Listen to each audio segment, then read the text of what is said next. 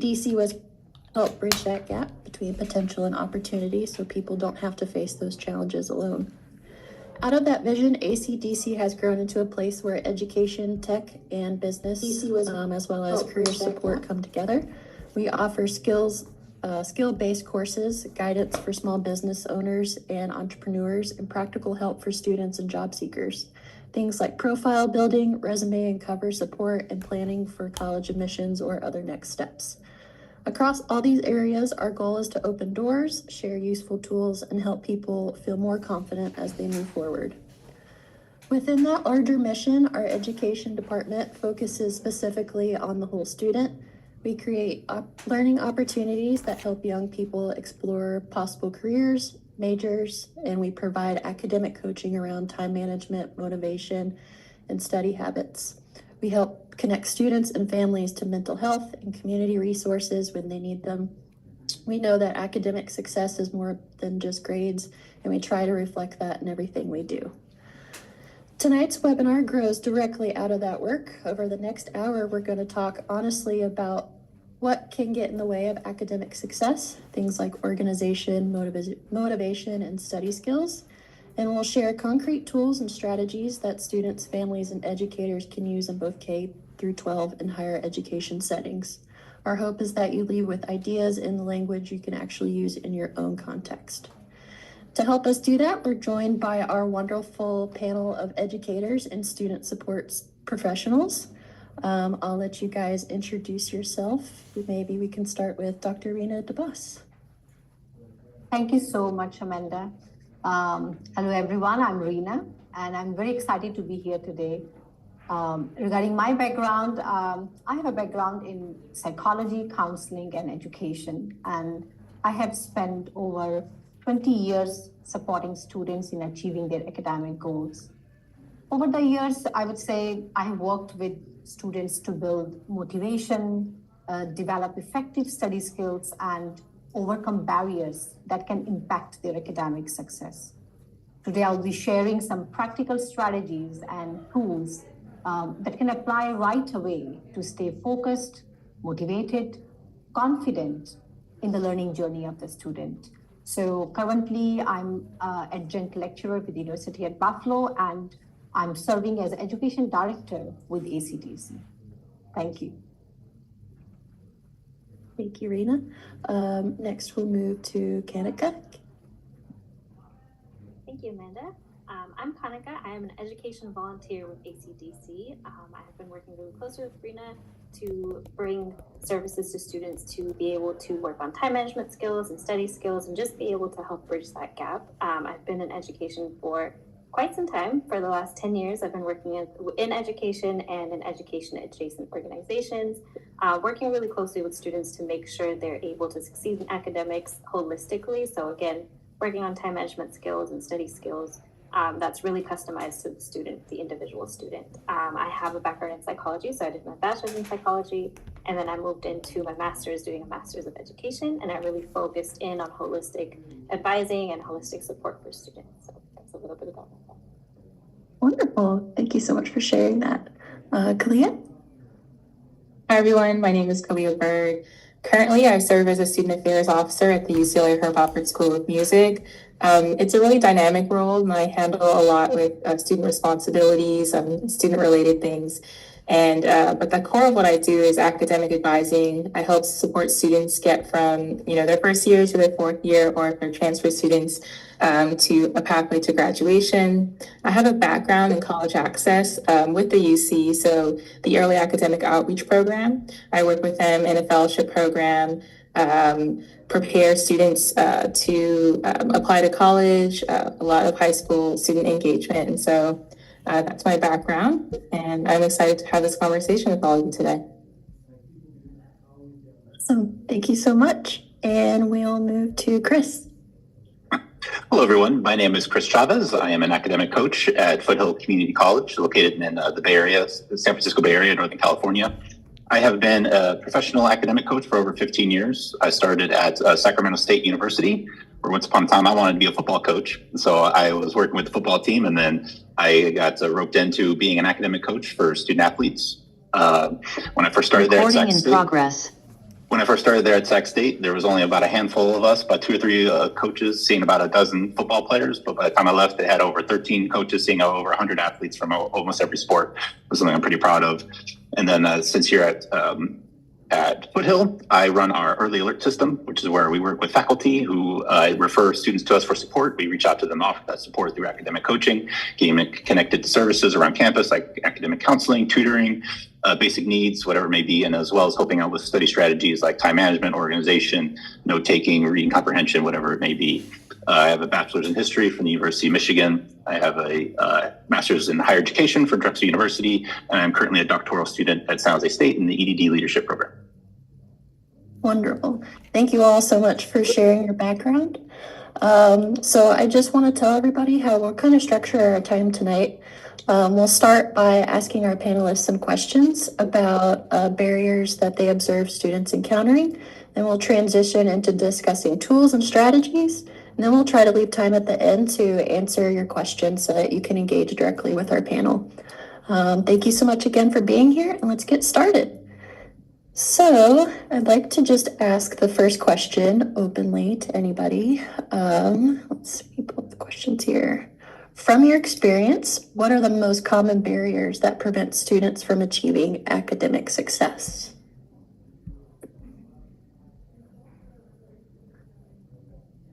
I would say to start with, I think the first thing that I see, because I've worked with a lot of students that are in K through 12 and then also transitioning into college level work or their higher education experience, and there's a huge lack of transition support. So a lot of times we see students in the K through 12 system who've had kind of that support from teachers or parents in supporting them with homework, supporting them with scheduling their classes, figuring out what requirements they need to graduate from high school and go into college. But then we see this little gap between high school and college, where they don't know how to get to these resources or don't know how to schedule classes, don't know what requirements they need to get into college. So really making sure that we are helping students transition to being independent in the way that they use these skills, and being able to use those skills consistently and sustain them through higher education so they can succeed is a big thing. I think, just going back into like practicing being independent. So taking on college applications on their own and admissions appointments on their own, and handing those tools over to students to use independently is a big thing. Yeah, I would agree with that. Does anybody else have anything to add to that? I think Kanika has really summarized pretty well about that. Thank you so much, Kanika, for giving us one very important factor that can be seen as a barrier. That's a transition from the high school to the college studies. If I look at the common barriers, and I see both the age groups like K-12 and the college students, common barriers for both groups I have noticed is like the poor time management. It can be low motivation, can be weak study skills. Now, high school students may also face other issues like limited support at home, digital distractions and learning gaps. And when we talk about college students, they often deal with academic overwhelm. And I think that's what point that Kanika has also raised about that, because this transition can be pretty tough actually for some of the students. So we have seen the issues that what we have noticed is like procrastination a lot, financial pressures that they face, unhealthy lifestyle habits. But something that I would like to share with my experience is one of the very common barriers that I've noticed is time management illusion.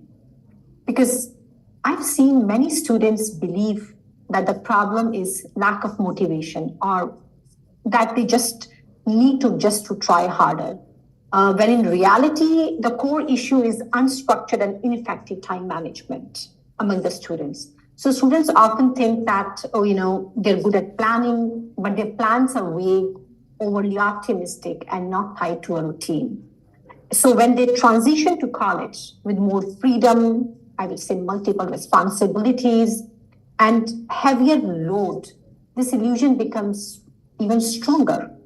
And without clear system, proper tools or habits to organize their time, I think they quickly feel overwhelmed and they fall behind. So that is something that I've seen from my years of experience, that one of the major issues that I've seen is the time management illusion among the students. Yeah, those are really key points. To elaborate on that a little bit more, how do these issues influence student performance specifically? Things like time management. Kanika, could you talk about that a little bit? Sure. I think the first thing with time management is when students and just children in general, when they haven't ever seen those tools be mirrored to them or shown how to use them, they won't really have the foundation to use them in higher education or use them effectively. So I think really moving into a model where we're showing students how to use these skills early on, even in with parents or with guardians who are working with students who are going into college or going into their junior year and senior year of high school, showing them how to be effective in their time management skills, using apps and using AI tools to be able to show them how to use this sustainably, and then having kind of a transition process where students can see how to use those tools on their own without having to rely on teachers and rely on parents to help them use them. And I think also moving away from the deficit lens that we might have of students, where if they're performing poorly or if they have any deficits in their motivation or time management, instead of seeing that as an intrinsic deficit, it's more likely about not having the proper resources or not having the skills that they've been shown in the past. And once we instill that confidence in students, I think they're really able to see that in themselves and know that they're capable of achieving the goals that they have with the proper skills, and they just need to find out how to use those skills and find the resources that they need. I would say that's a big part of it. Yeah, for sure.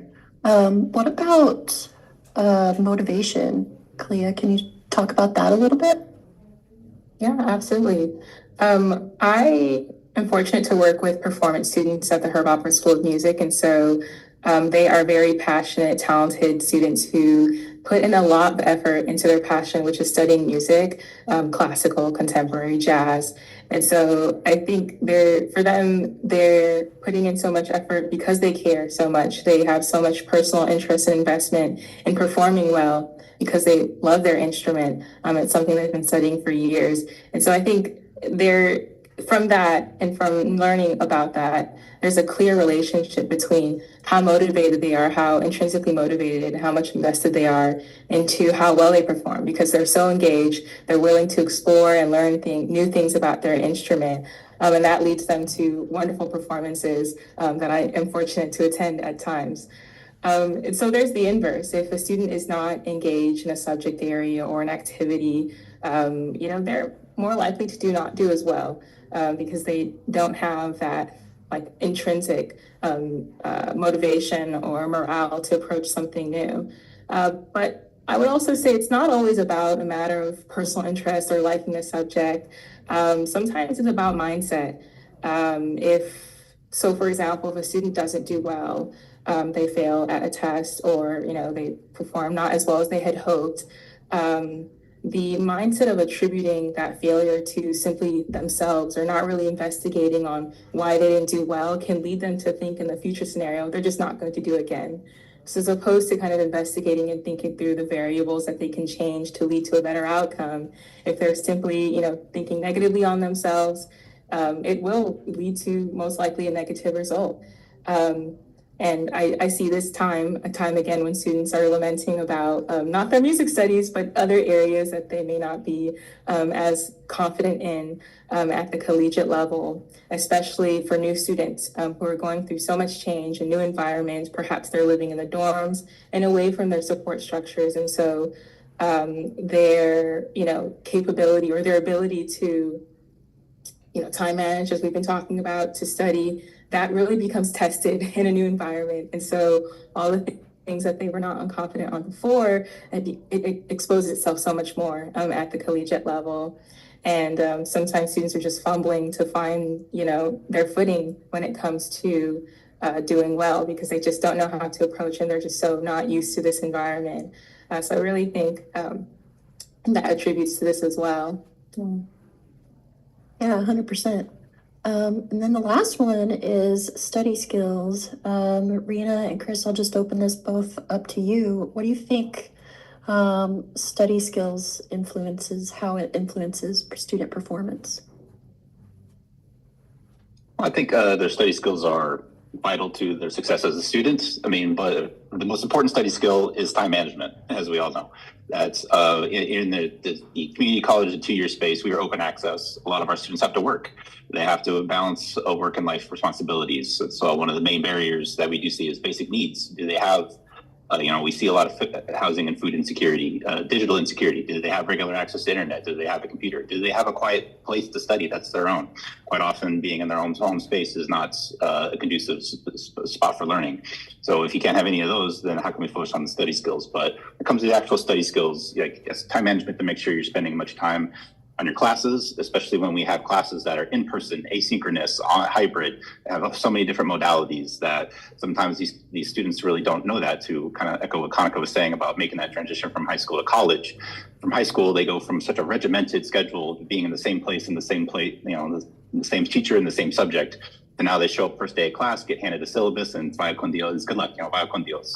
So how do they actually make that? So I think one of the most important things that we actually do as academic coaches is all these study skills that we're teaching. It's not just about to get them, my position as early alert, yes, I'm trying to help them complete this one class to help them persist, help them retain them. But what we're ultimately helping teach them is self-agency. How are they actually going to develop these skills for themselves? So I think it all goes into setting goals for students. I think that is a really important study skill. Is how do they what is your actual goal with this? So I think it speaks to motivation. That what are you actually going to school for? What are you actually doing? Is it something that you want to do, or is it something your parents are telling you what you want to do? Those are two different conversations, of course. But when it comes specifically to study skills, to get back to the actual question, I think a reading comprehension, I think, is something that's fallen off a little bit. It's easy to ask ChatGPT to summarize things for you, but you actually have to know what the summary means. Note taking, how are you actually paying attention in class? Those who are able to pay attention in class, what note taking strategies are really important, like Cornell's notes and things like that. So I think all those things all wrap up into making sure that they're successful, not just in this class or this term, but long after they leave us on their academic journey.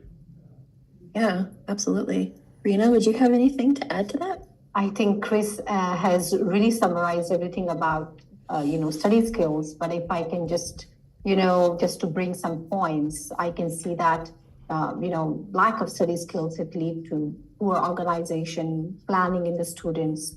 It also can lead to inefficient learning strategies because they rely a lot on passive reading, last minute cramming, so that reduces their understanding and retention.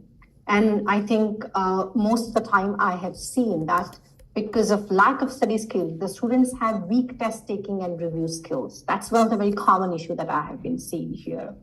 But I actually want to build on some more points on Kalia's, points that she has raised about motivation. I'll just take a minute to explain some of the very psychological perspective on lack of motivation among the students, because I have noticed that the students who lack motivation, they actually develop fear of failure a lot, and that actually stop them from trying new things or taking the challenges. And also I have noticed that this lack of motivation, it actually leads to self-sabotage also. Like we can talk about procrastination or wasting their time, and it affects their belief about success. So I think that lack of motivation has a huge impact, along with lack of study skills and not having proper time management skills on the students' academic success. Yeah, absolutely. I think I want to move into our next segment now, which is kind of talking about the tools and supports that we can use to kind of help with some of those common barriers. Let's see here.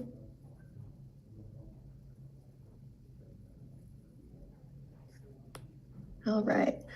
So what tools and strategies have proven most effective in helping students overcome these challenges? So time management, I know we said motivation and study skills. Kanika, what about time management and what's helping these students overcome this? Yeah, I have a couple skills written down because I have tried and true, tested skills that I've used for a lot of students have worked for me too. Something that I learned to use in college pretty late into the game.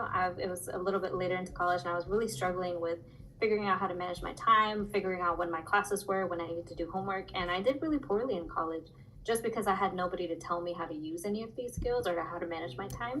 I started using virtual calendars. I started with physical calendars at the time. We weren't too much into our phones at the time, so we still used our books and like physical calendars. So I used to write everything down. So I started writing random things down. I was like, okay, I have a meeting with my professor. On this day, I need to write it down to make sure I go. And it was a little hard to get used to it. Of course, it's not a skill that I've used before. So I think that's something to remind students also, that we're not going to be perfect the first time we use a skill or the first time we try something. That doesn't mean we have to give up. It's just a muscle that we have to work, that we start using these skills and then slowly we understand how to regularly use our calendar and how to make the best use of our time. Eventually I moved into using my Google Calendar or my iPhone, so I put everything in there. This meeting was in there, or this webinar was in there, anything that I have set up down to socializing, so social events, anything that I have to do for deadlines, all of that is in my calendar. And with students, I always try to have them just set up their calendar at least for a month, and not to add anything new, not to really introduce them to any new events or skills, but just so they know how much capacity they have, how much time they have during their week. So just by writing down what class times they have, when they want to go to the gym or when they want to see their friends, all of that kind of gives them a good idea of knowing, okay, Wednesdays I have the most time. So I can spend some time doing some self-care, working on some homework, organizing the rest of my week, the rest of my month. So I think just starting out with those physical and virtual calendars is really helpful.